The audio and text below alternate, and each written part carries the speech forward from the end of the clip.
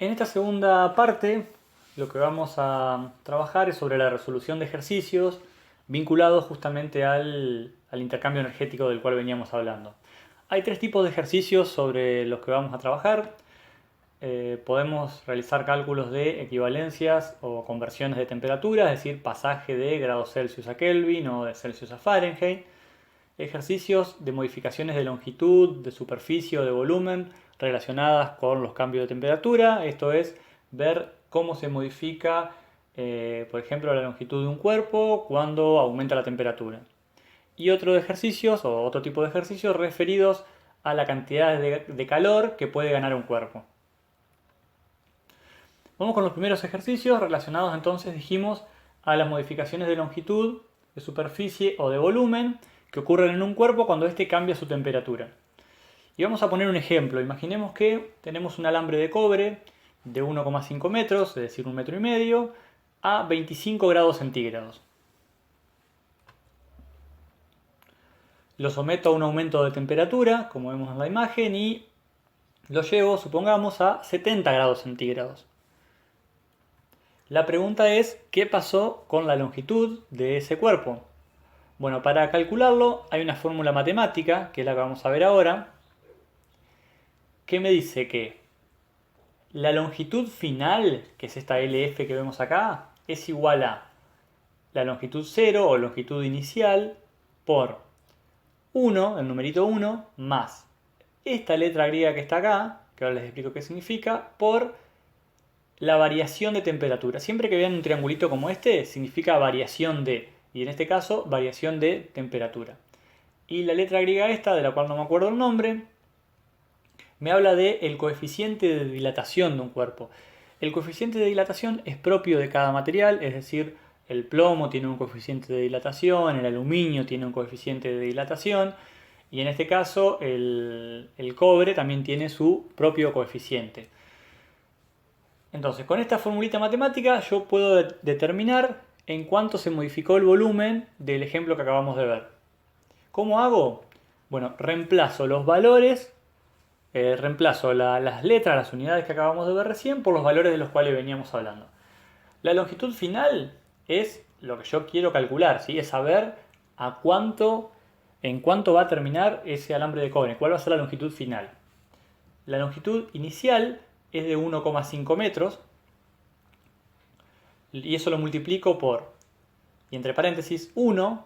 Acuérdense que el 1 es propio de la fórmula, si ese 1 no lo inventé yo ni es un dato que me da el ejercicio, sino que es propio de la fórmula de longitud, más 0,0000165 1 sobre grado centígrado, que es el coeficiente de dilatación del cobre, por 45 grados centígrados. Ahora bien, primer punto, ¿de dónde saqué yo el 45 grados centígrados? Bueno, dijimos que el cuerpo inicialmente, en este caso el alambre de cobre, estaba a 25 grados centígrados. Y yo lo calenté y lo llevé hasta 70 grados centígrados. Entonces, si estaba en 25 y pasó a 70, yo puedo decir que la variación de temperatura que sufrió fue de 45 grados centígrados. Y lo multiplico por esto, que es el coeficiente de dilatación, y ustedes dirán, bueno, ¿y de dónde salió este 1 sobre grado centígrado? El 1 sobre grado centígrado es la unidad de medida de los coeficientes de dilatación. Así como yo mido las longitudes en metros, como yo mido los pesos en gramos o en kilos, para medir un coeficiente de dilatación se usa una unidad que es 1 sobre grado centígrado. ¿Cómo resuelvo esto? Bueno, lo primero es tener en cuenta que, como toda cuenta matemática, lo primero que se resuelve es lo que está entre paréntesis.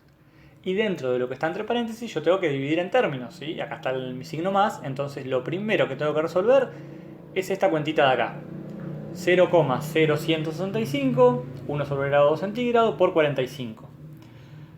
Multiplico los dos números y como estoy multiplicando 1 sobre grado centígrado por grado centígrado, el grado centígrado se anula porque está arriba y está abajo de la ecuación, entonces el resultado que me queda es 0,0007425. Repito, lo que hice fue multiplicar este número que está acá por este número que está acá y anulé los grados centígrados porque hay uno que está arriba y uno que está abajo. Siguiente paso, sumo el 1 a ese resultado. Entonces me queda 1,0007425. Y a ese número se lo multiplico por 1,5, que recordemos era mi longitud inicial. Como resultado, la longitud final del alambre es 1,50112, ¿sí? 1 metro, 50112. Si mi longitud inicial era 1,50 metros y mi longitud final es esta que vemos acá, yo puedo decir que mi alambre de cobre, cuando yo le aumenté 45 grados centígrados la temperatura, aumentó 0,00112 metros, que sería algo así como decir que aumentó 1 milímetro y un poquitito más.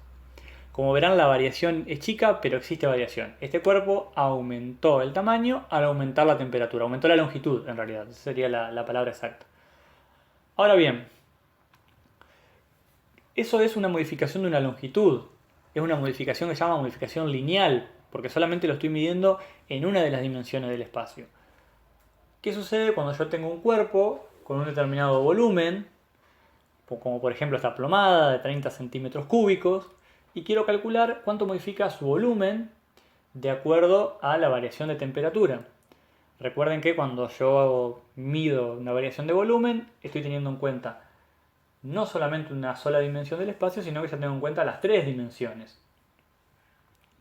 ¿Y cómo hago el cálculo? Bueno, supongamos que esta plomada tiene 30 centímetros cúbicos a 30 grados centígrados.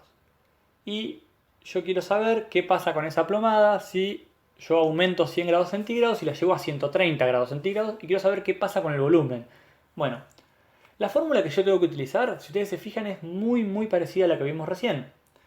Me dice que el volumen final, acá lo tenemos, va a ser igual al volumen inicial o volumen 0 por 1 de vuelta, más 3 por coeficiente de dilatación por variación de temperatura.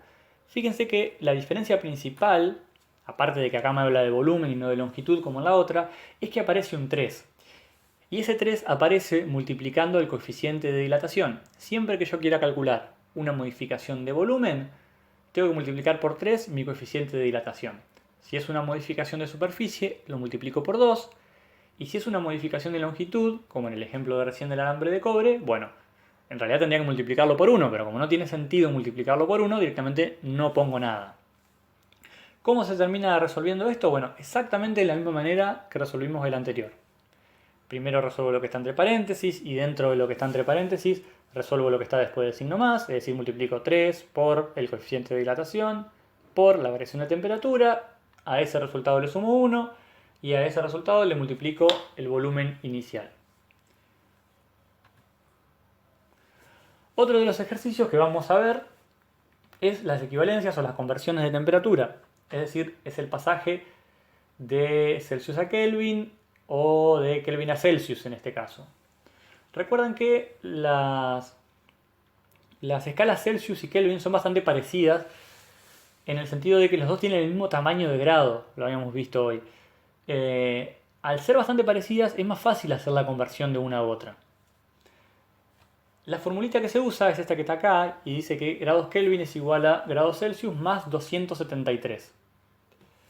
Vamos a poner un ejemplo. Yo quiero convertir 20 grados Celsius a grados Kelvin. Lo único que tengo que hacer es reemplazar en la formulita los grados Celsius por un 20. Entonces me quedaría grados Kelvin igual a 20 más 273. Grados Kelvin es igual a 293 grados Kelvin.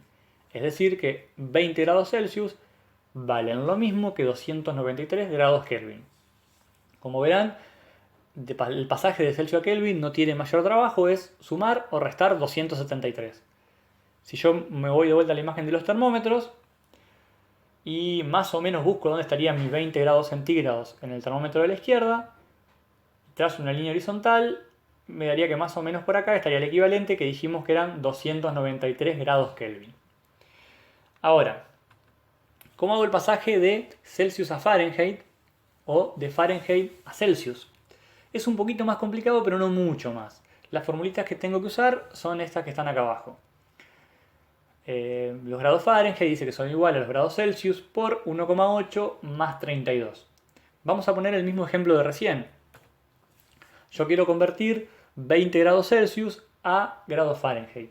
¿Cómo lo resuelvo? Bueno, hago grados Fahrenheit igual a grados Celsius por 1,8 más 32 y reemplazo los grados Celsius por 20. La fórmula me quedaría grados Fahrenheit igual a 20 por 1,8 más 32. 20 por 1,8 da 36 y 36 más 32 me da 68. Entonces, 20 grados Fahrenheit valdrían lo mismo que 68, 20 grados Celsius, perdón, valdrían lo mismo que 68 grados Fahrenheit. Si yo me voy a la imagen de los termómetros, veo que mis 20 grados Celsius están más o menos acá y trazo una línea y me da que es lógico que 20 grados Celsius valgan aproximadamente 68 grados Fahrenheit.